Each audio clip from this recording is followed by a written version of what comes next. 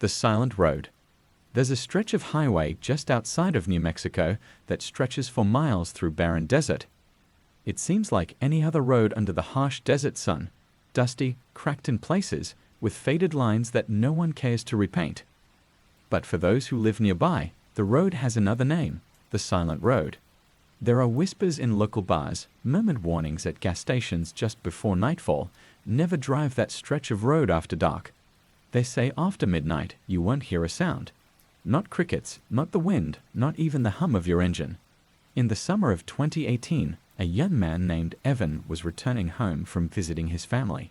He lived in California, and the long, desolate drive across the desert was something he'd done many times before. That night, however, he was running late. The sun had already dipped below the horizon, and the wide expanse of desert stretched out into nothing but shadows. He hadn't thought twice about taking the highway. Why would he? To him, it was just another road in the middle of nowhere. It was around 11:45 when it happened. Evan had been driving for hours, the monotonous hum of his tires on the asphalt lulling him into a strange state of calm. The radio was playing low, the static of distant stations barely breaking through.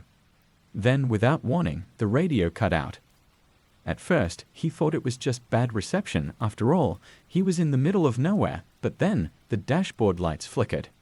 His headlights dimmed, and his car began to slow down, as though something was pulling it backward, draining the life from it. The engine sputtered, and Evan's heart raced as the car rolled to a stop in the middle of the highway.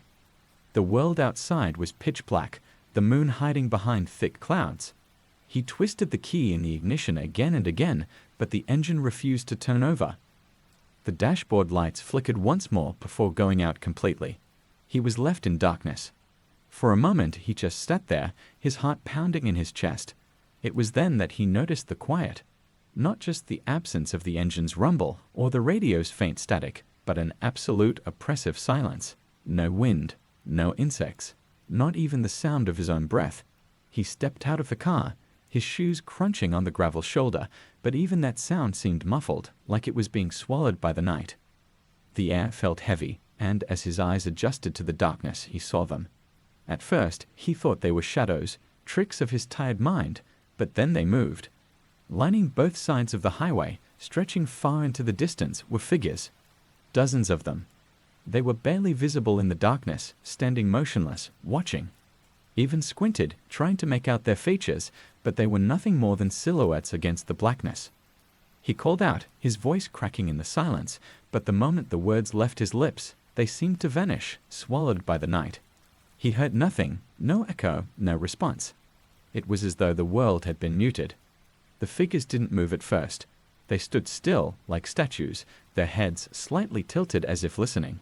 Then, one by one, they began to glide forward, not walk, not shuffle, but glide, as though their feet never touched the ground. They moved slowly, deliberately, closing the distance between them and Evan with a terrifying calm. Panic surged through him. He stumbled backward, nearly tripping over his own feet as he scrambled back into the car. His hands fumbled with the keys, trying the ignition once more. This time, the engine roared to life, the headlights flickering back on. He slammed the door shut, heart racing, and floored the gas pedal. The car lurched forward, tires squealing against the asphalt as he sped down the highway, not daring to look in the rearview mirror. For miles, he drove in silence, the figures disappearing into the blackness behind him. His mind raced, trying to make sense of what he had just seen, what they were. When he finally glanced into the rearview mirror, the highway was empty. Nothing followed him. Nothing but the oppressive, endless silence. The next morning, Evan told his story to a local gas station attendant while filling up his tank. The old man listened without a word, his expression unreadable. When Evan finished, the man simply shook his head and said, "You're lucky you made it past midnight on that road. Some people don't." Evan never took the silent road again. The Lady in White. For decades, truck drivers and travelers passing through a desolate stretch of highway in Texas have spoken of a woman in white. It's always the same story. Late at night, near mile marker 187, she appears, standing at the side of the road, motionless. Some say she's a lost soul, wandering the desert in search of help. Others believe she's a ghost, the victim of a long-forgotten tragedy, doomed to haunt the highway forever. In October 2005, Jake, a seasoned long-haul truck driver, was on his way from Dallas to Phoenix, making good time as the sun dipped below the horizon. He'd driven that route 100 times before, and though he'd heard the stories of the lady in white, he'd never seen anything unusual. To him, they were just ghost stories meant to spook rookies into taking it slow on the lonely desert roads. That night, however, was different. The fog rolled in just after midnight, thick and heavy, clinging to the asphalt like a living thing. Jake could barely see a few feet in front of him as he navigated the winding desert highway. His headlights cut through the fog in long, thin beams, illuminating only the dense mist and the occasional cactus on the side of the road. He was just passing mile marker 187 when he saw her. At first, she was just a vague shape in the distance, a white figure barely visible in the fog. As he drew closer, the figure came into sharper focus, a woman standing on the edge of the road, dressed in a flowing white dress that seemed to glow in the foggy darkness. She didn't move, didn't wave, just stood there, staring at the road ahead. Jake slowed down, thinking she might need help. Maybe she was a stranded motorist or a hitchhiker caught in the fog. As his truck rolled to a stop, he leaned out the window and called to her, but she didn't respond. Her face was hidden by a veil of mist, her long dark hair cascading down her shoulders. Jake stepped out of the truck, his boots crunching on the gravel shoulder. "You okay, miss?" he called, but again no response. He took a few cautious steps forward, but when he blinked, she was gone. Just vanished. One moment she was there, and the next she was swallowed by the fog. Confused and a little shaken, Jake turned back to his truck. As he reached for the door handle, something made him stop. A cold chill ran down his spine. He turned slowly, and there she was, standing directly behind him, inches from his face.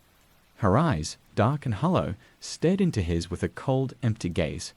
Her skin was pale, almost translucent, and her lips twisted into a faint, sorrowful smile. Jake stumbled back, his heart pounding in his chest. But when he blinked again, she was gone. He didn't wait to find out what would happen next. Jumping into the truck, he slammed the door and sped off down the highway, the fog closing in behind him. For the rest of the night, he kept his eyes on the road, afraid to look in his mirrors, afraid she might still be following. Later, when he stopped at a diner along the highway, he told his story to the waitress. She just shook her head and said, "You saw her, huh? The lady in white. You're not the first." Jake never drove that route at night again, but others have. And the stories keep coming. Always the same. Mile marker 187, a woman in white, and a chilling encounter no one can quite explain. The hitchhiker. There's a particular stretch of Route 666 in Arizona that most travelers avoid at night. Renamed due to its sinister reputation, it remains one of the most haunted highways in America. Stories of strange lights, ghostly apparitions, and phantom vehicles are common, but none is as chilling as the tale of the hitchhiker. In the fall of 1997, a man named Dale was driving home after a long week at a construction site. The night was clear, the desert stars shining bright, and the open road stretched ahead, silent and still. He was exhausted, and the idea of driving through the night was tempting, but his eyelids grew heavy, and he knew he'd have to stop soon. As he neared the town of Shiprock, something caught his eye. A figure on the side of the road. It was a man, standing alone, thumbing for a ride. His face was shadowed under the brim of a wide hat, his clothes ragged and torn, but something about him seemed off. Dale was not one to pick up hitchhikers, especially not at night, but this man was standing so still, so unnaturally still, that Dale felt a strange compulsion to pull over. He slowed the car and rolled down the window, but before he could even speak, the man was at his door, opening it and sliding in without a word. His movements were unnaturally smooth, almost too quick. Dale's skin prickled as the man shut the door and settled into the passenger seat without meeting his eyes. "Where are you headed?" Dale asked, his voice tight with unease. The hitchhiker didn't answer at first. His hands rested on his knees, unnervingly still, his head turned toward the road. Dale glanced over, trying to get a better look at the man's face, but the shadows seemed to cling to him unnaturally, obscuring his features. The silence stretched on for an uncomfortable few minutes, and Dale's heart began to race. Something was wrong, deeply wrong. Just as he was about to ask again, the hitchhiker spoke, his voice a low, raspy whisper. "I've been walking this road for a long time. A very long time." Dale's grip on the steering wheel tightened. "Where are you going?" The hitchhiker slowly turned his head, his eyes gleaming faintly in the darkness. "Home," he said, his smile barely visible in the dim light. Dale's stomach twisted in knots, and a sudden wave of nausea washed over him. Something about the man's presence was overwhelming. He smelled of earth, of something long dead and buried. Trying to keep his composure, Dale shifted in his seat. His skin crawled as the air in the car grew colder. Without thinking, Dale glanced at the hitchhiker's feet. What he saw made his blood run cold. The man's boots weren't touching the floor. They hovered inches above it, as though he weren't really there at all. Panicking, Dale hit the gas, his truck roaring down the highway. The hitchhiker didn't move, didn't react to the sudden acceleration. He just sat there, smiling faintly, his eyes gleaming like polished stones. Sweat trickled down Dale's neck as he glanced around, desperately searching for a sign of life. Another car, a gas station, anything. The minutes dragged on, the miles stretched endlessly, and the hitchhiker's presence seemed to grow heavier, more oppressive. Finally, Dale spotted the faint glow of a rest stop up ahead. His heart leaped with relief as he swerved into the parking lot, slamming the brakes and coming to a screeching halt. He turned to the hitchhiker, ready to order him out, but the seat beside him was empty. The man was gone. The passenger door was still locked. There was no sign of anyone. Dale's heart pounded in his chest as he scanned the empty lot, but there was no one in sight. Only the stillness of the desert night and the faint howl of the wind in the distance. Shaken to his core, Dale didn't waste a second. He drove through the night without stopping again, his mind racing with the inexplicable terror of what had just happened. When he reached his destination the next morning, he shared the story with a fellow trucker, an older man who had been driving that same highway for years. The old man nodded gravely. "You're not the first to pick him up," he said. "They call him the Phantom Hitchhiker, been seen on that road for decades.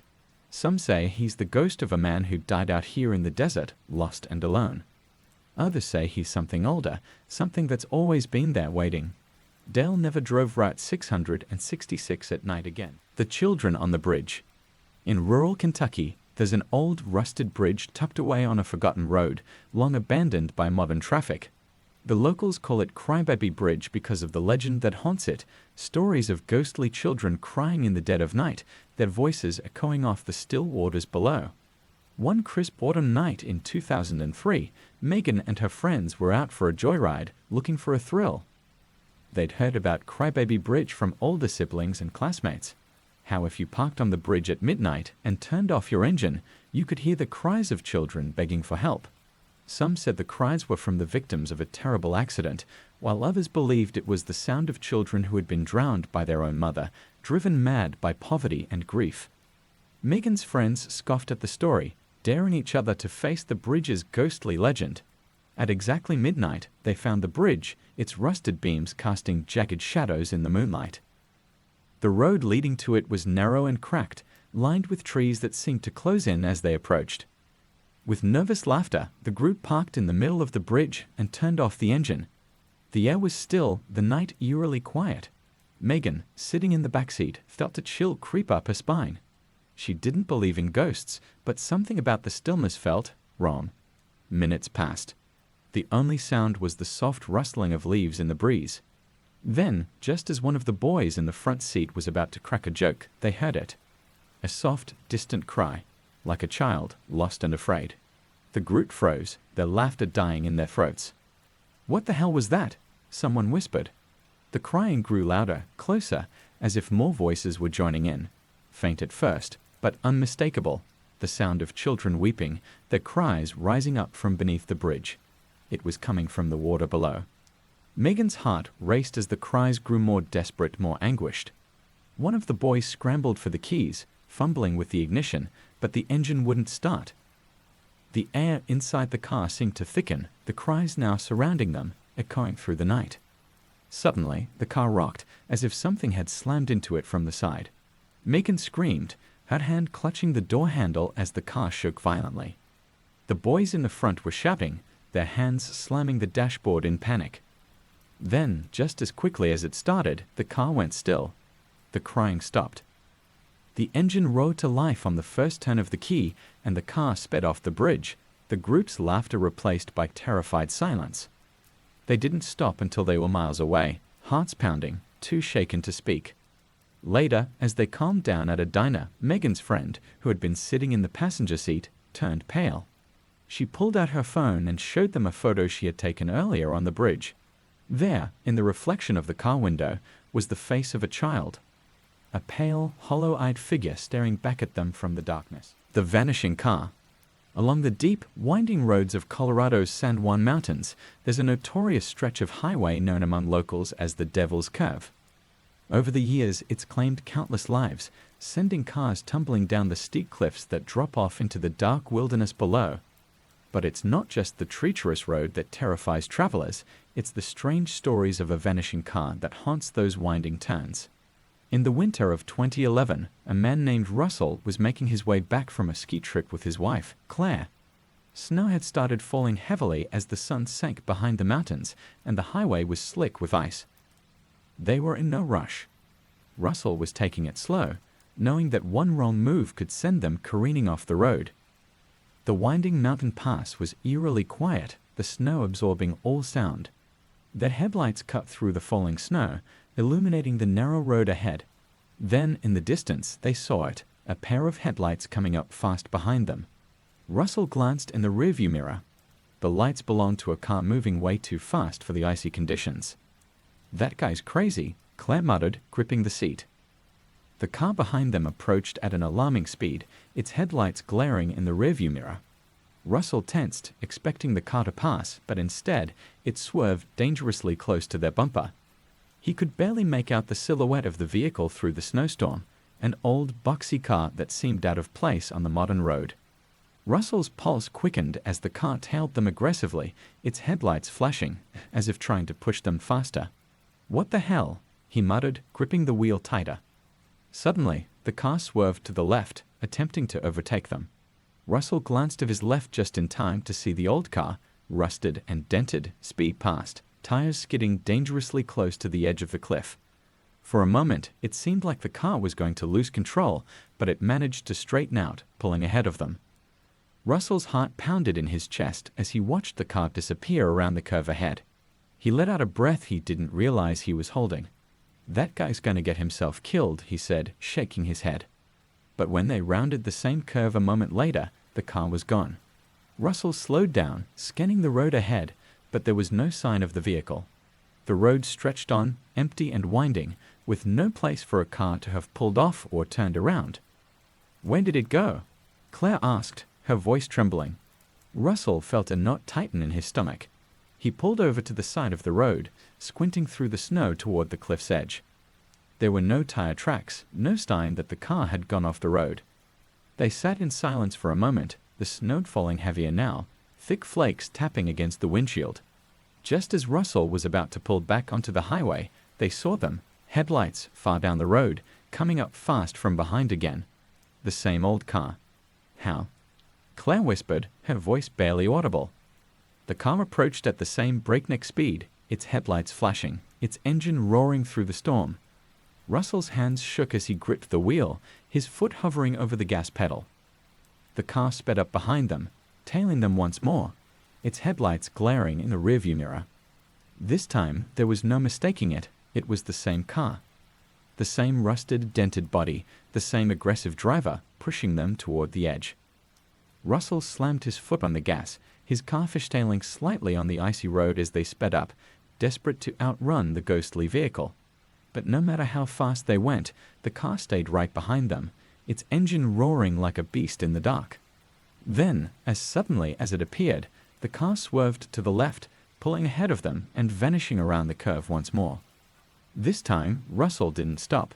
He sped around the curve, his knuckles white on the wheel, his heart pounding in his ears.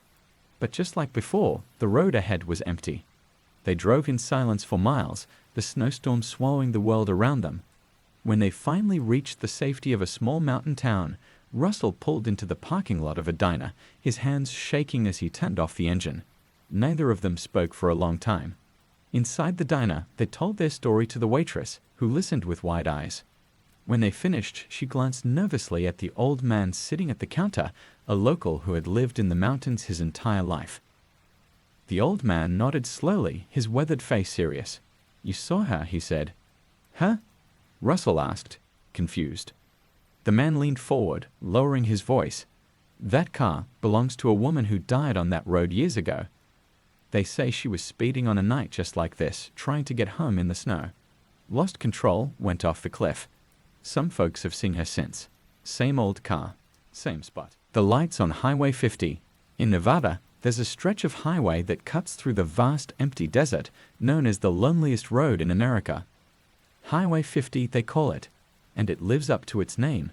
Hundreds of miles of desolate road with nothing but sand and rock for as far as the eye can see. No towns, no gas stations, just the endless horizon and the occasional crumbling relic of a long-forgotten settlement. It's a place where isolation feels heavy, where the vast emptiness of the desert plays tricks on the mind. But for years, travelers on Highway 50 have reported seeing strange lights. Not headlights, not the glow of distant towns, but something else, something unexplainable. In the summer of 2015, a woman named Sarah was driving cross-country to visit her family in California. She had planned to stop for the night, but there was nowhere to stop. The gas station she passed hours ago had been the last sign of civilization. Now it was just her and the desert, the road stretching out like a dark ribbon beneath her tires. It was close to midnight when Sarah first noticed the lights. At first, she thought it was a car approaching from behind, but when she glanced in her rearview mirror, there was nothing there. The lights didn't behave like headlights. They flickered, pale and blue, dancing in the distance, then disappearing, only to reappear again, closer this time. A strange sense of unease crept over her. She kept driving, but the lights seemed to follow, flickering in and out of existence, growing brighter with each mile. Then, without warning, her radio crackled to life, static at first, then faint whispers, as though someone was speaking just out of earshot. The whispers grew louder, more insistent, but no matter how much she adjusted the dial, she couldn't make out the words. The lights, now closer than ever, began to move in ways that no vehicle could, darting back and forth across the road, weaving in and out of the desert, flickering like they were alive. Sarah's heart pounded in her chest as she gripped the wheel, her foot pressing down harder on the gas. The desert seemed to close in around her, the vast emptiness now suffocating. She sped up, desperate to outrun the strange lights, the whispers on the radio growing louder, almost pleading. Her pulse raced as the lights danced just ahead of her now, forming shapes, vague, human-like figures flickering on the side of the road. Just as panic began to overwhelm her, the lights disappeared. The radio went silent. The desert returned to its dead stillness. When Sarah finally pulled into a small town hours later, she was pale and shaken, her hands still trembling on the wheel. She told her story to the local sheriff, who listened quietly, his face grim. "You're not the first to see them," he said, his voice low. "They say those lights are spirits, lost souls wandering the desert. Some folks say they're the ghosts of settlers who never made it through. Others, they think the desert itself is alive, playing tricks on anyone foolish enough to drive through it alone at night." Sarah never drove that road again. The Black-Eyed Girl. There's a small town in West Virginia nestled deep in the Appalachian Mountains, cut off from the world by dense forests and winding roads. A lonely stretch of highway runs through those woods, isolated, dark, and seemingly endless. It's here, late at night, that drivers tell stories of a strange encounter, a young girl standing by the side of the road. But she's no ordinary hitchhiker. Locals call her the Black-Eyed Girl. In 2016, a truck driver named Mark was hauling a late-night delivery through the mountains. It was past midnight, the thick canopy of trees overhead blocking out the moon, leaving only the dim glow of his headlights to guide him. He had driven this road many times before, but something about that night felt different. The air was heavy, the silence oppressive. Not even the hum of insects could be heard. As Mark rounded a curve, his headlights illuminated something ahead. Standing by the roadside was a young girl, no more than 9 or 10 years old. She was barefoot, wearing a thin, tattered white dress that fluttered in the faint breeze. Her head was down, her long dark hair hiding her face. Mark's heart skipped a beat. What was a child doing out here, alone, in the middle of nowhere? Without thinking, he slowed down, pulling to a stop a few yards ahead of her. He glanced around, expecting to see a car or someone else, but there was nothing. Just the girl and the dark, endless road. He rolled down the window and called out, "Hey, are you okay? Do you need help?" The girl didn't move. Mark's unease grew as he sat there, waiting for her to respond. The hairs on the back of his neck stood on end, and a cold chill crept through the air. Something was wrong, very wrong. He could feel it deep in his bones. Cautiously, he opened the door and stepped out of the truck, keeping his distance. "Where are your parents?" he asked, his voice shaky. Still, the girl didn't move. But then, slowly, she lifted her head. Mark froze. Her eyes were black. Not just dark, but completely, unnaturally black. No whites, no pupils, just endless voids where her eyes should be. Her expression was blank, almost emotionless, but there was something behind those black eyes, something ancient, something wrong. Mark stumbled backward, his breath catching in his throat. His instincts screamed at him to run, but his feet felt rooted to the ground. The girl took a step toward him, her bare feet making no sound on the asphalt. "Help me," she whispered, her voice soft but hollow, like it came from somewhere far away. "I'm lost. Please, let me in." Mark's heart pounded in his chest. Every fiber of his being screamed that this was no ordinary child. He stumbled back to his truck, his hands trembling as he fumbled with the door. The girl took another step closer, her black eyes fixed on him, unblinking, unfeeling. "Please," she whispered again, her voice now unnervingly calm. "Let me in." Mark didn't wait to hear more. He slammed the door shut, locked it, and floored the gas pedal.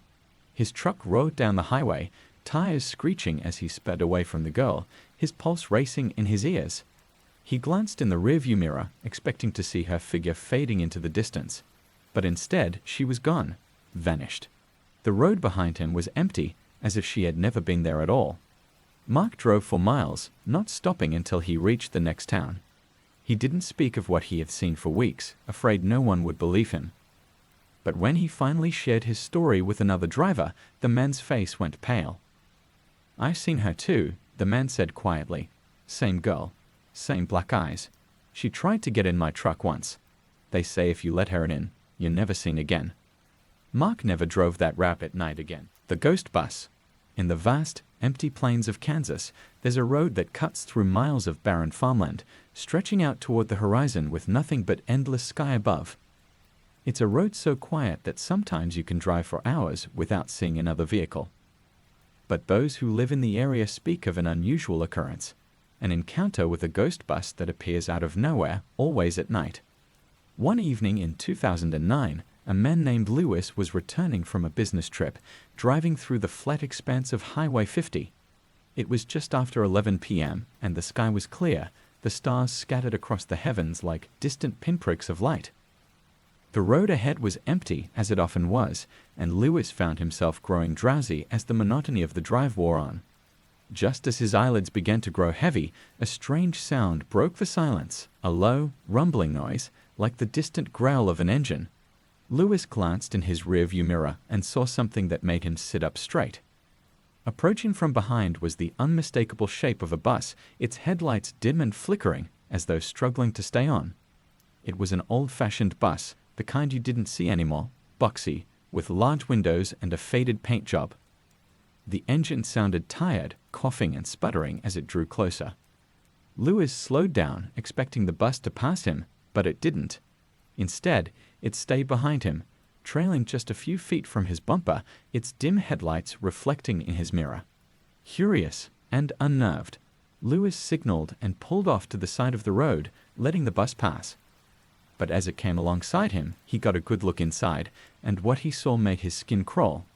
The bus was packed with passengers, men, women, children, all sitting motionless, their faces blank and pale. But something was wrong with their eyes. They stared straight ahead, unblinking, their eyes clouded and lifeless, as though they weren't really seeing anything at all. A chill ran down Lewis's spine. There was something deeply unnatural about the passengers. They didn't move. They didn't even seem to breathe. It was as if they were frozen in time, trapped in some kind of ghostly limbo. The bus continued down the highway, its engine still sputtering, until it disappeared into the distance, its dim lights fading into the darkness. Lewis sat there for a moment, heart racing, unsure of what he had just witnessed. Shaken, he started his car again and continued down the highway, but as the minutes passed, he couldn't shake the image of those passengers. Their pale, expressionless faces burned into his memory. And then, just as he was beginning to calm down, he saw it again. The bus. It was back, up ahead this time, parked on the side of the road with its hazard lights blinking faintly. Lewis's heart pounded in his chest as he slowed down, unable to tear his eyes away from the bus. The passengers were still there, still motionless, their lifeless faces turned toward the highway. Then, without warning, the bus's engine roared to life, and it pulled back onto the road, speeding ahead of him. Lewis watched in disbelief as the bus faded into the night once more, its dim taillights blinking in the distance. He never saw the bus again after that night, but others have. The locals say it's been spotted for decades, always at night, always filled with the same ghostly passengers. Some believe it's the spectral remnant of a long-lost bus route, its passengers doomed to ride the road for eternity. Others think it's something else entirely, something not of this world. No one knows for sure, but one thing is certain: if you ever find yourself driving down that lonely stretch of Highway 50 in Kansas late at night, keep an eye on your rearview mirror. You never know when the ghost bus might come creeping up behind you. The disappearing motel. In the rolling hills of Pennsylvania, there's an old highway that winds through thick forests and abandoned farmland. Travelers on this road often report feeling a strange sense of isolation, as though the modern world has slipped away, leaving only the quiet remnants of the past. It's along this road that a mysterious disappearing motel has become the subject of chilling rumors. In the summer of 2007, a young couple, Lisa and David, were driving through Pennsylvania on their way to visit family. They had planned to make it to their destination by nightfall, but a wrong turn had set them back, and by the time the sun began to set, they found themselves lost on a desolate stretch of highway. As darkness fell, they became more desperate to find a place to stay. The road seemed endless, winding through dense woods with no signs of life. Just when they were beginning to lose hope, they spotted a small, flickering neon sign up ahead, Motel.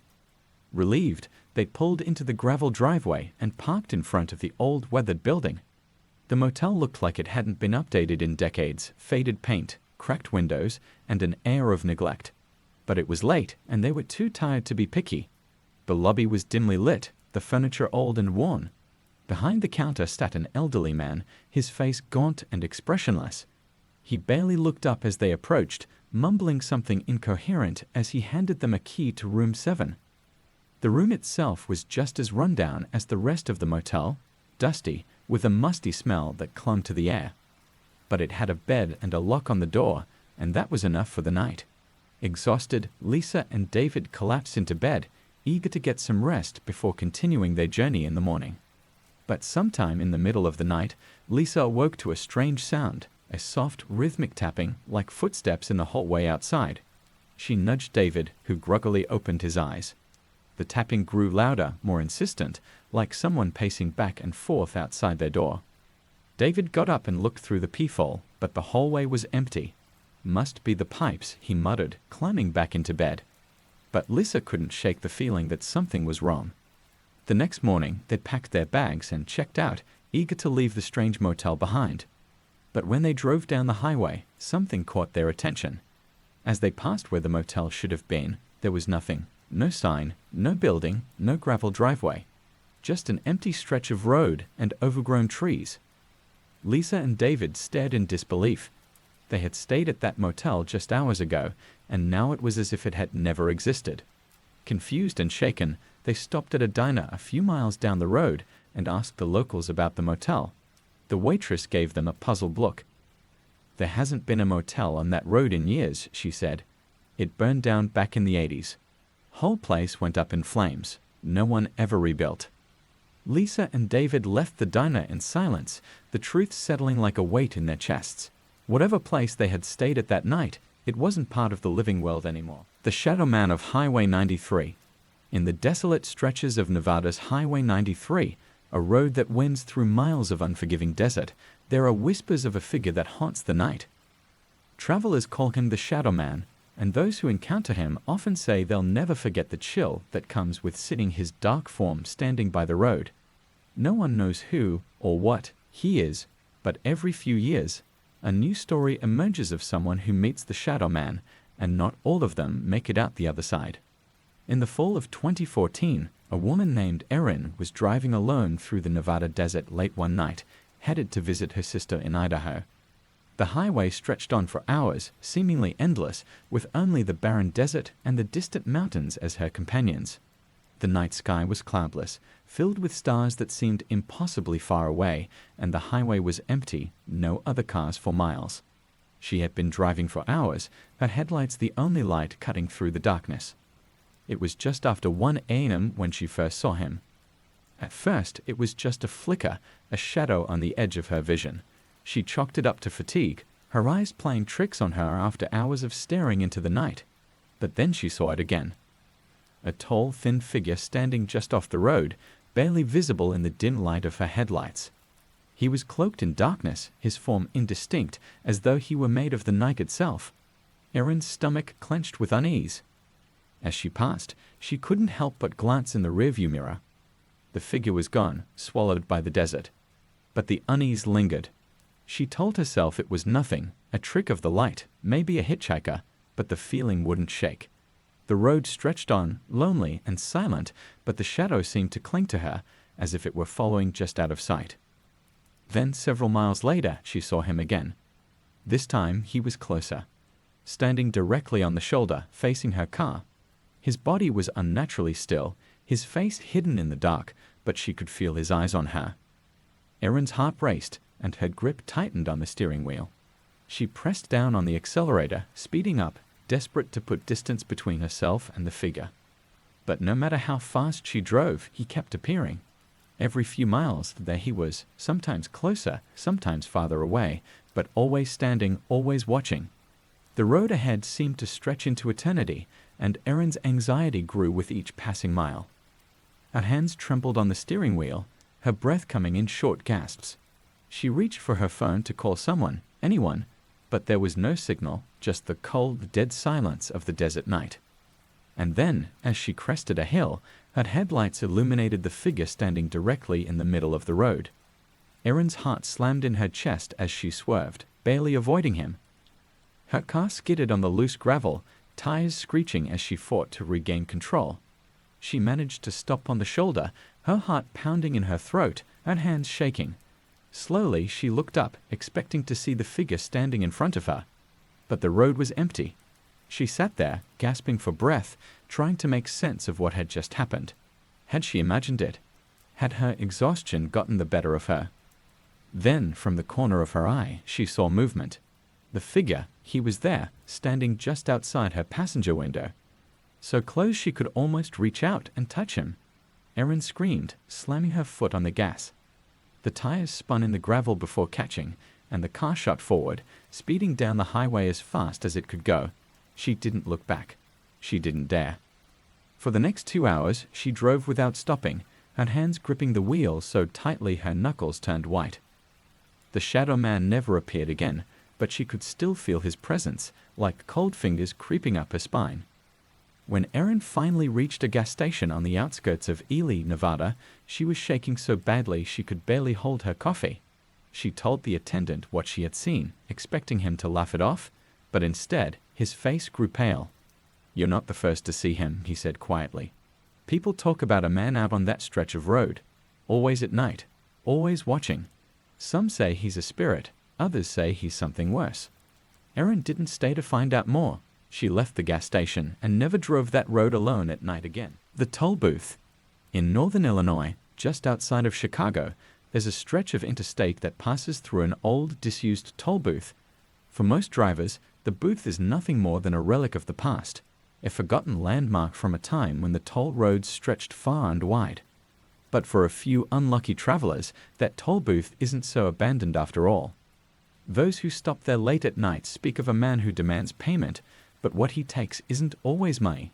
In 2002, a man named Carl was driving home late from a business trip. It was well past midnight, and the roads were nearly empty.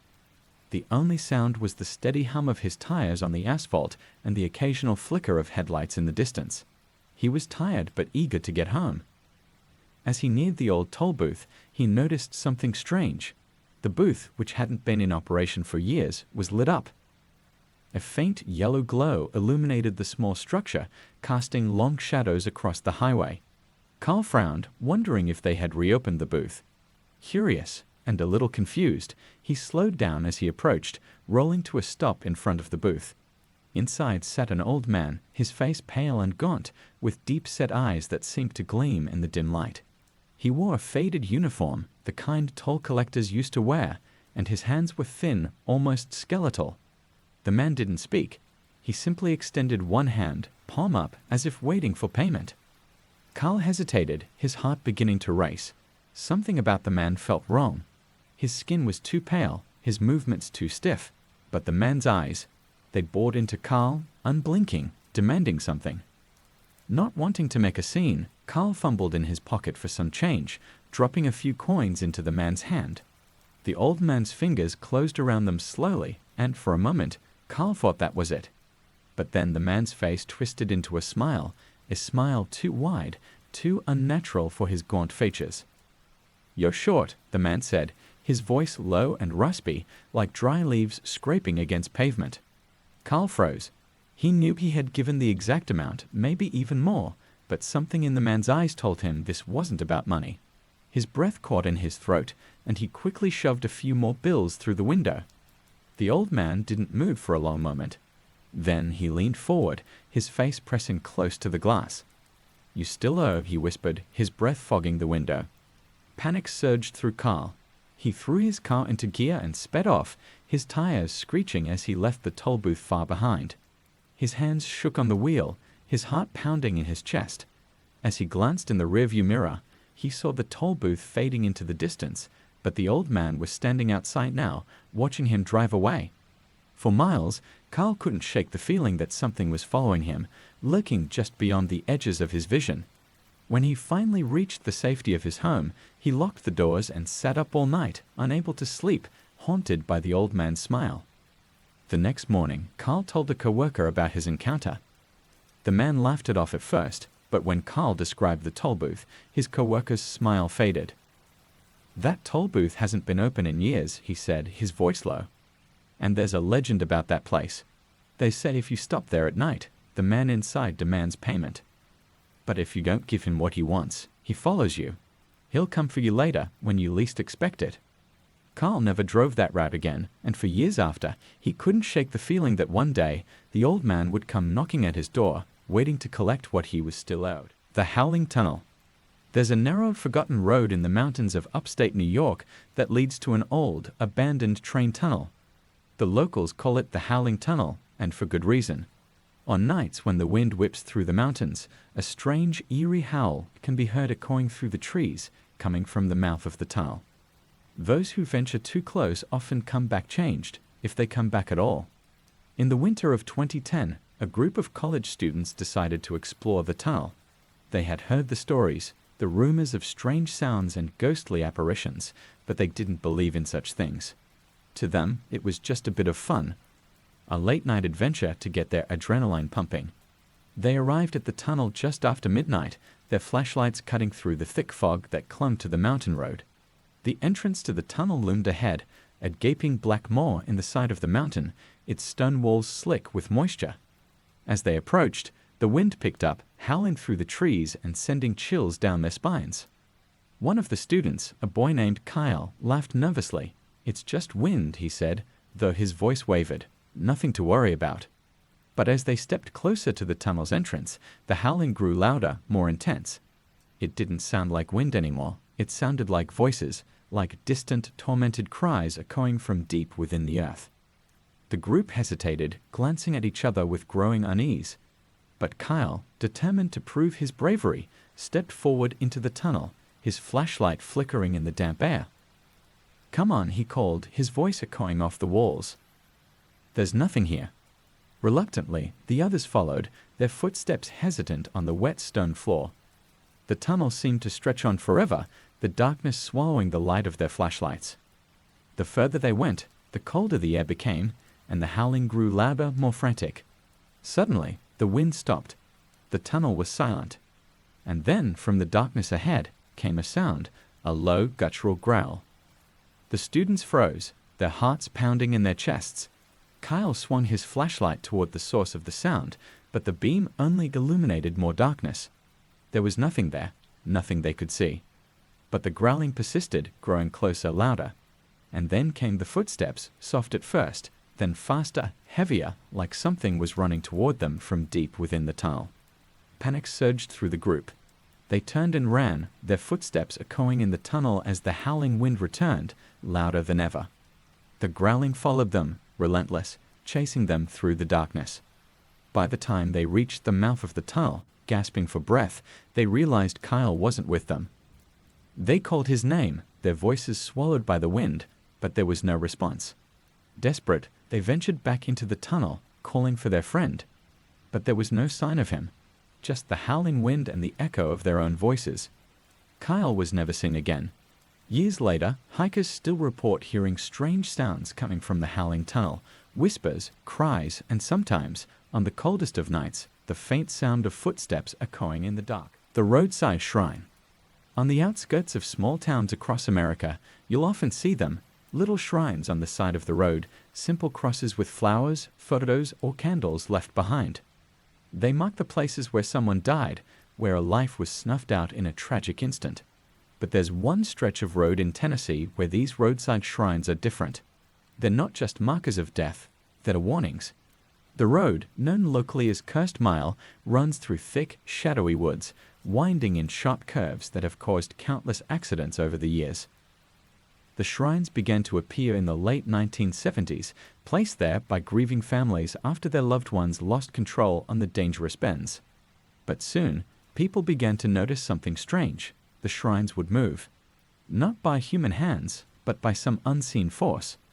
In 2019, Sarah and her fiancé Ben were driving through Tennessee on their way to visit Sarah's parents for the holidays. They had been warned to avoid the Cursed Mile at night, but they shrugged off the warnings as local superstition. It was the fastest route after all, and they were already running late. The road was narrow and dark, the trees thick and overgrown, casting long, eerie shadows across the pavement. As they drove, Sarah noticed the first shrine, a small cross stuck in the dirt on the roadside, wrapped in wilted flowers. She thought nothing of it. A sad reminder of an accident, she assumed. But as they drove deeper into the woods, the shrines became more frequent. Crosses, photographs, even old stuffed animals, their fur matted and damp, lined the sides of the road, each one more weathered and decayed than the last. Ben glanced over at her. "You okay?" "Yeah," Sarah said, though a strange unease had settled in her chest. The shrines felt too close, too personal, as though they were watching the car pass by. And then they saw it. A fresh shrine, just ahead, larger than the others. A white cross with a photo attached.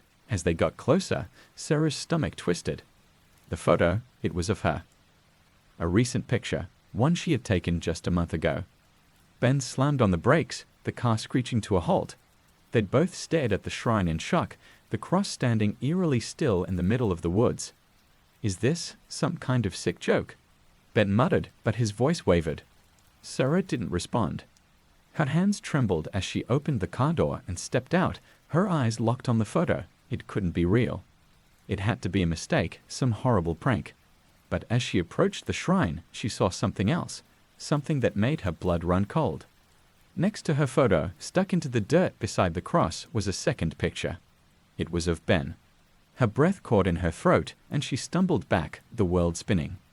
Ben, still in the car, yelled something, but she couldn't hear him. All she could see was the photo, their photos, markers of death. The forest seemed to close in around her, the air thick with an oppressive stillness. And then, just as she turned to run back to the car, the wind shifted, and the shrines began to move. At first it was subtle, a rustling of leaves, a shiver of branches. But then the crosses tilted, as if drawn by some invisible force, pulling toward the road, bending like they were alive. The photographs flooded, and the flowers, long dead and brittle, scattered in the wind.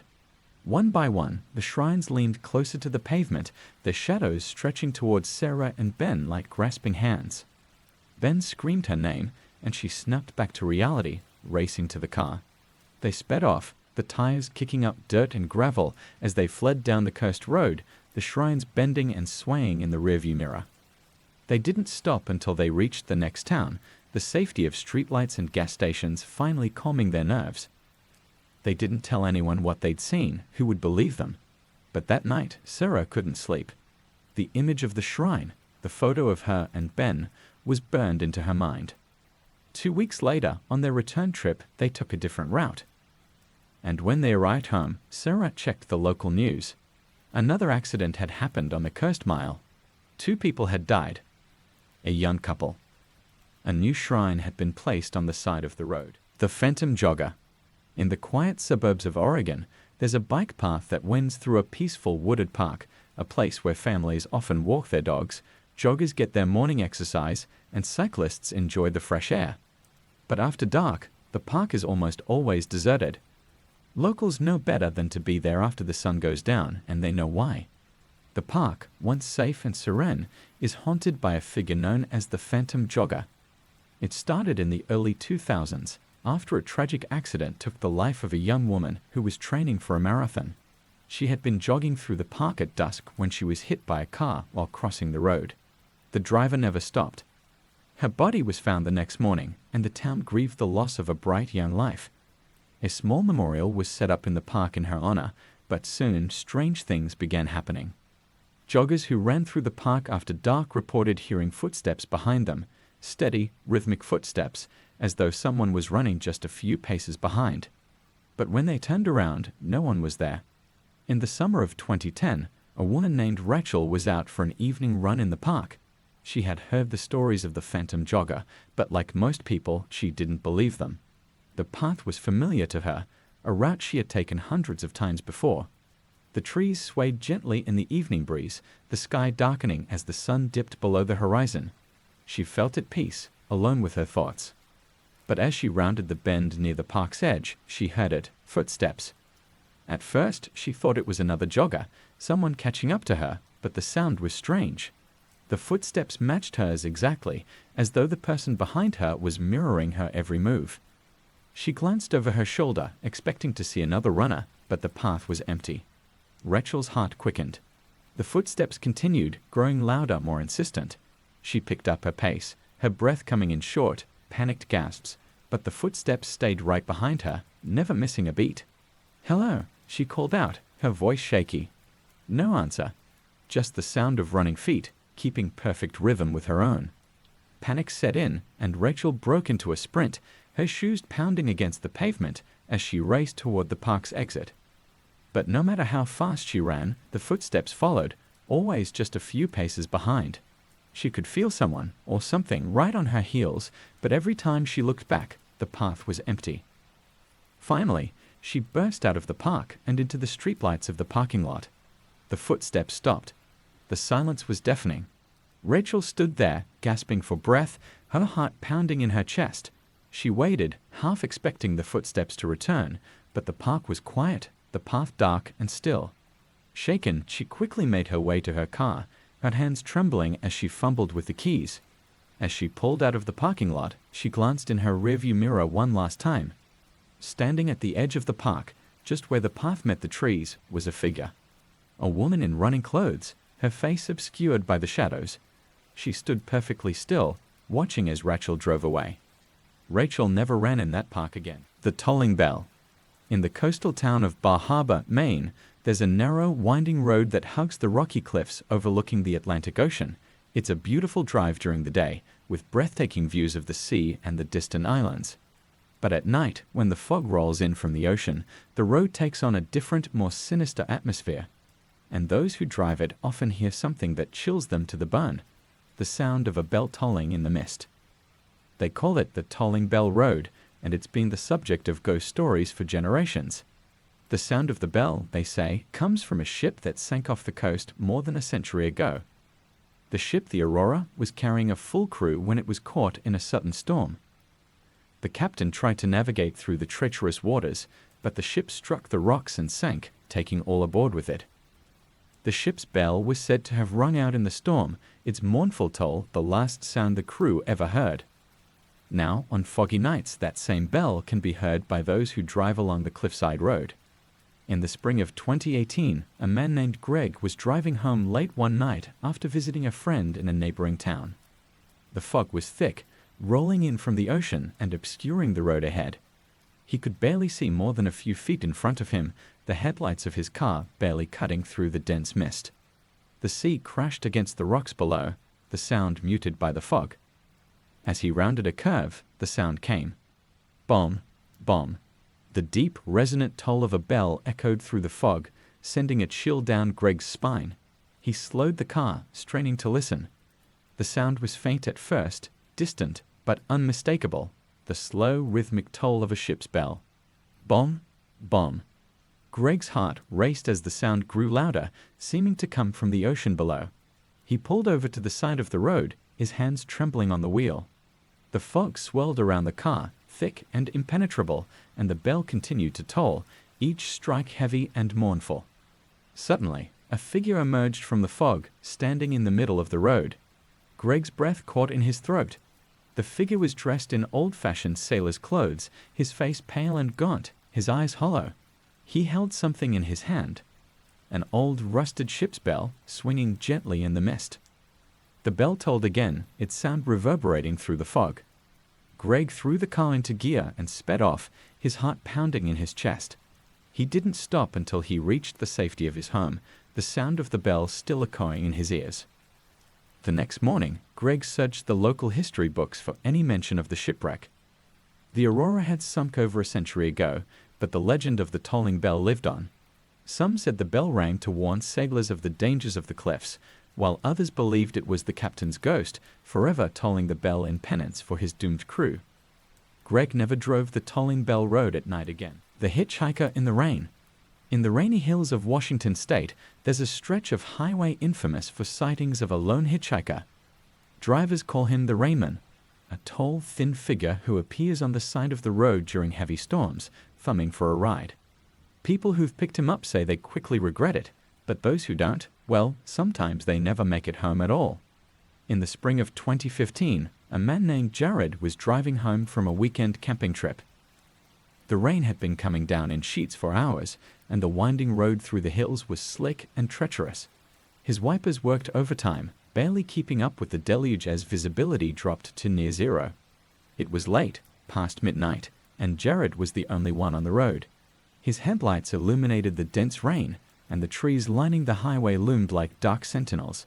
Every mile felt like an eternity, the rain drumming on the roof of his car, the night seemingly endless. Suddenly, a flash of movement caught his eye. A figure stood on the side of the road, barely visible through the rain. Jared's heart skipped a beat. He hadn't seen anyone for miles, and in this weather, no one should be out here. The figure was tall and gaunt, wearing what looked like an old-fashioned trench coat, its collar turned up against the wind. His face was hidden beneath a wide-brimmed hat, casting a deep shadow over his features. The hitchhiker raised his hand, thumb extended. Jared hesitated. Everything in him told him to keep driving, to pretend he hadn't seen the man. But there was something about the figure, something almost pitiful in the way he stood there, drenched to the bone, his hand outstretched in the pouring rain. Against his better judgment, Jared slowed down, pulling over to the side of the road.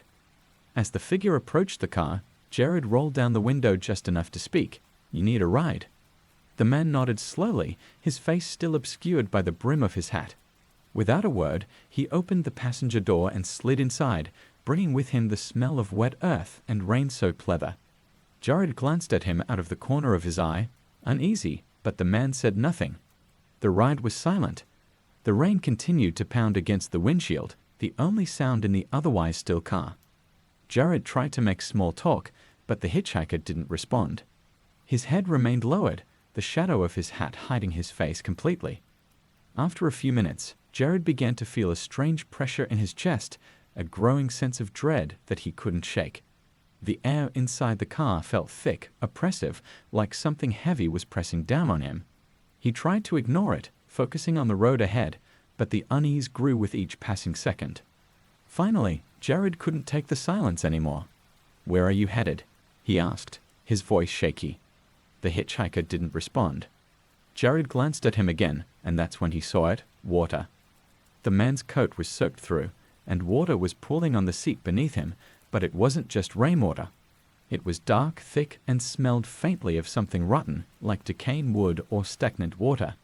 Jared's stomach turned as the smell grew stronger, filling the car. He opened his mouth to say something, but the words died in his throat as the hitchhiker slowly turned his head toward him. The man's face was pale and bloated, like someone who had been submerged in water for far too long. His eyes were sunken, dark hollows that seemed to stretch deep into his skull. His lips were cracked and blue, his skin mottled with bruises and patches of decay. Jared gasped, his heart racing, and swerved the car off the road. The hitchhiker didn't move, didn't blink. He just stared, unblinking, his dead eyes locked onto Jared. "Get out!" Jared screamed, fumbling with the door handle as he scrambled out of the car. He backed away, his shoes slipping on the wet asphalt, the rain soaking through his clothes. When he turned to look back at the car, the hitchhiker was gone. The passenger door was wide open, rain pouring into the empty seat. There was no sign of the man, no footprints, no lingering shadow, just the dark, winding road and the relentless downpour. Jared didn't wait to find out more. He got back into the car, his hands shaking, and sped off, leaving the memory of the hitchhiker behind him. But the smell, that smell, lingered for days afterward. He never picked up another hitchhiker, especially not in the rain. The roadside shrine. On the outskirts of small towns across America, you'll often see them, little shrines on the side of the road, simple crosses with flowers, photos, or candles left behind. They mark the places where someone died, where a life was snuffed out in a tragic instant. But there's one stretch of road in Tennessee where these roadside shrines are different. They're not just markers of death, they're warnings. The road, known locally as Cursed Mile, runs through thick, shadowy woods, winding in sharp curves that have caused countless accidents over the years. The shrines began to appear in the late 1970s, placed there by grieving families after their loved ones lost control on the dangerous bends. But soon, people began to notice something strange. The shrines would move. Not by human hands, but by some unseen force. In 2019, Sarah and her fiancé Ben were driving through Tennessee on their way to visit Sarah's parents for the holidays. They had been warned to avoid the Cursed Mile at night, but they shrugged off the warnings as local superstition. It was the fastest route after all, and they were already running late. The road was narrow and dark, the trees thick and overgrown, casting long, eerie shadows across the pavement. As they drove, Sarah noticed the first shrine, a small cross stuck in the dirt on the roadside, wrapped in wilted flowers. She thought nothing of it. A sad reminder of an accident, she assumed. But as they drove deeper into the woods, the shrines became more frequent. Crosses, photographs, even old stuffed animals, their fur matted and damp, lined the sides of the road, each one more weathered and decayed than the last. Ben glanced over at her. "You okay?" "Yeah," Sarah said, though a strange unease had settled in her chest. The shrines felt too close, too personal, as though they were watching the car pass by. And then they saw it. A fresh shrine, just ahead, larger than the others. A white cross with a photo attached. As they got closer, Sarah's stomach twisted. The photo, it was of her. A recent picture, one she had taken just a month ago. Ben slammed on the brakes, the car screeching to a halt. They'd both stared at the shrine in shock, the cross standing eerily still in the middle of the woods. "Is this some kind of sick joke?" Ben muttered, but his voice wavered. Sarah didn't respond. Her hands trembled as she opened the car door and stepped out, her eyes locked on the photo. It couldn't be real. It had to be a mistake, some horrible prank. But as she approached the shrine, she saw something else, something that made her blood run cold. Next to her photo, stuck into the dirt beside the cross, was a second picture. It was of Ben. Her breath caught in her throat, and she stumbled back, the world spinning. Ben, still in the car, yelled something, but she couldn't hear him. All she could see was the photo, their photos, markers of death. The forest seemed to close in around her, the air thick with an oppressive stillness. And then, just as she turned to run back to the car, the wind shifted, and the shrines began to move. At first it was subtle, a rustling of leaves, a shiver of branches. But then the crosses tilted, as if drawn by some invisible force, pulling toward the road, bending like they were alive. The photographs flooded, and the flowers, long dead and brittle, scattered in the wind. One by one, the shrines leaned closer to the pavement, their shadows stretching towards Sarah and Ben like grasping hands. Ben screamed her name, and she snuck back to reality, racing to the car. They sped off, the tires kicking up dirt and gravel as they fled down the cursed road, the shrines bending and swaying in the rearview mirror. They didn't stop until they reached the next town, the safety of streetlights and gas stations finally calming their nerves. They didn't tell anyone what they'd seen, who would believe them. But that night, Sarah couldn't sleep. The image of the shrine, the photo of her and Ben, was burned into her mind. 2 weeks later, on their return trip, they took a different route. And when they arrived home, Sarah checked the local news. Another accident had happened on the cursed mile. 2 people had died. A young couple. A new shrine had been placed on the side of the road.